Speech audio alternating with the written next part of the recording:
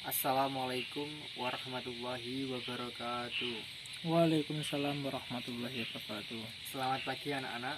Pagi. Bagaimana kabarnya? Baik, Pak. Alhamdulillah. Baik. Pada pagi ini sebelum mulai pelajaran bawa absen dulu ya. Siap. Ya. Apakah ada yang tidak masuk? Masuk semua, alhamdulillah. Alhamdulillah. Memang murid-murid Bapak ini memang pintar semua. Amin. Begini. Langsung kita mulai pada materi yang hari ini yang akan saya sampaikan ya, adik-adik, ya anak-anak. Iya, Pak. Tentang materi kita tentang pemilihan Khulafaur Rasyidin. Ya. Khulafaur Rasyidin adalah zaman setelah wafatnya Rasulullah Shallallahu Alaihi Wasallam. Wassalam. Untuk itu, marilah kita belajar dan ayo kita telusuri sejarah singkat Khulafaur Rasyidin ini.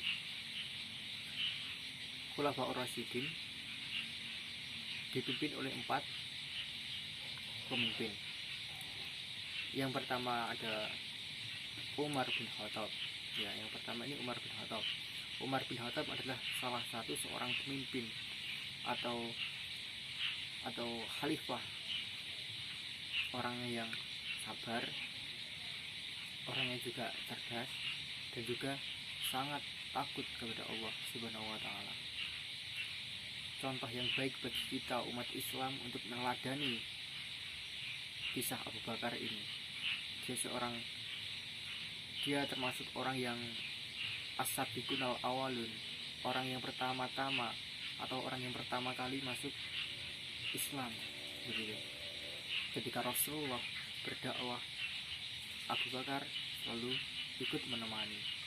Bahkan sampai ada cerita ketika Rasulullah bersembunyi di dalam gua, lalu di dalam gua itu ada lubang dan lubangnya itu ada ular. Lalu Abu Bakar pun menutup lubang itu dengan tangannya. Agar apa? Agar Rasulullah tidur dengan nyenyak. Gitu. Itu salah satu kisah singkat tentang Abu Bakar. Lalu setelah Abu Bakar wafat, digantikanlah oleh Umar bin Khattab. Umar bin Khattab ini adalah khalifah kedua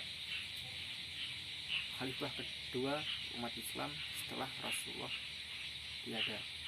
Yang pertama Abu Bakar, yang kedua Umar. Umar ini dia bukanlah orang yang pertama kali masuk Islam, tapi Umar justru adalah penentang besar bagi umat Islam. Sebelum Umar ini masuk, Umar sudah terang-terangan menentang dakwah Nabi. Bahkan adiknya Umar bin Khattab pun, meskipun dia masuk Islam, Umar pun melarang. Tetapi di dalam kejadian ini, anak-anak, ada kejadian yang membuat kita tersentuh. Ketika adik Umar bin Khattab ini sedang membaca Al-Quran, ya, Umar pun lalu penasaran, apa yang dibaca ini oleh adikku. Lalu diambillah itu Quran, dibaca oleh Umar. Nah, setelah dibaca, lalu Umar dia merenung, mendiam, lalu dia menyatakan diri dia ingin masuk Islam dan datanglah ke kediaman Rasulullah serta mengucapkanlah syahadat di depan Rasulullah. Dan dalam militer pun Umar juga bukanlah orang yang kaleng-kaleng. Dia seorang panglima perang, seorang yang ahli perang, ahli strategi dan juga ahli pertahanan. Itulah Umar bin Khattab. Begitu. Bahkan sangat dihormati oleh kaum kafir Quraisy. Gitu. Setelah Umar bin Khattab, lalu setelah Umar meninggal, digantikanlah oleh Utsman bin Affan. Utsman bin Affan ini adalah juga salah satu sahabat Nabi, sahabat dekat Rasulullah Shallallahu Alaihi Wasallam, yang yang bukan orang sembarangan. Utsman bin Affan adalah seorang saudagar kaya, ya kan? Dan juga orang yang sangat dermawan. Setiap ada dakwah Nabi, mulai dari Khulafaur Rasyidin ini semua yang membantu Rasulullah. Oke, kita kembali lagi ke Utsman bin Affan. Utsman bin Affan adalah orang yang sangat dermawan dan orang yang cerdas, orang yang jujur, pokoknya orang yang baik lah. Patut kita contoh bagaimana pemimpin-pemimpin kita menjalankan syariat Islam dan membuat hukum-hukum sesuai dengan ketentuan-ketentuan di zaman khilafah mereka masing-masing, begitu. Tapi sayang, Utsman bin Affan ini meninggal dalam keadaan dibunuh oleh musuhnya ketika sedang membaca Al-Quran. Lalu Utsman dipenggal kepalanya dan darahnya itu memuncrat di dalam Al-Quran, lalu meninggallah Utsman. Tetapi Al-Quran itu sekarang masih ada, begitu, ditaruh di museum agar kita tahu seperti inilah cara jadi umat Islam gitu ya. Lalu khalifah yang keempat adalah Ali bin Abi Thalib. Ali bin Abi Thalib ini juga salah satu sahabat Nabi. Bukan hanya sahabat Nabi, tapi dia adalah menantu dari Nabi Muhammad, menantu dari Rasulullah.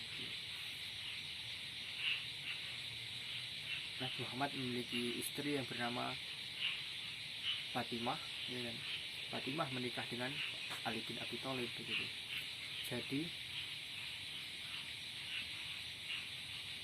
Jadi dalam hal Khulafaur Rasyidin ini kita bisa memahami dan bisa meneladani bagaimana kebaikan pemimpin kita, kebaikan pemimpin Islam di masa dahulu. Ali bin Abi Thalib ini juga seorang yang cerdas, orang yang pandai dalam berperang, dan juga orang yang soleh, orang yang taat beragama. Bahkan sampai ada yang mengatakan kalau Rasulullah itu gudangnya ilmu, maka Ali bin Abi Thalib adalah kuncinya, begitu. Dari kisah ini pun kita juga bisa meladani bahwa Ali bin Abi Thalib ini meskipun orang yang pandai, orang yang hebat, tapi tetaplah orang yang rendah hati, gitu. Dan Ali bin Abi Thalib pun riwayatnya juga hampir sama dengan Utsman. Ali bin Abi Thalib juga meninggal karena dibunuh oleh musuh umat Islam, begitu.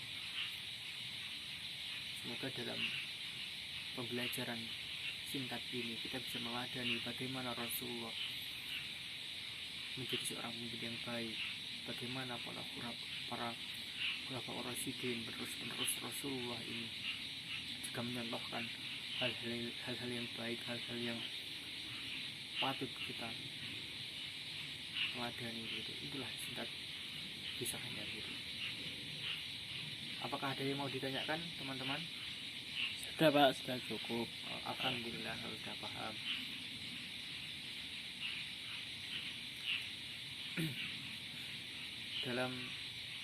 dalam materi pembelajaran ini sudah saya sampaikan sesuai dengan materi pertemuan kita hari ini.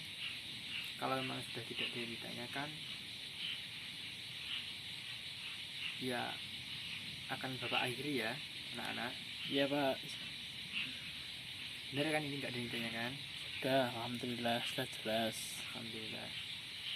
Semoga ilmu yang Bapak sampaikan kepada anak-anak dan ilmu yang saya sampaikan kepada semuanya, anak-anak, teman-teman, semoga bermanfaat, gitu. Amin. Sekian dari Bapak. Apabila ada kurang lebihnya, ya kita akhiri pembelajaran hari ini. Wabillahi taufiq wal hidayah. Walidawlinaya. Wassalamualaikum warahmatullahi wabarakatuh. Waalaikumsalam warahmatullahi wabarakatuh. Kita tutup bacaan. Alhamdulillah. Alhamdulillahirabbil alamin. Ya, Bapak pergi dulu ya. Ya.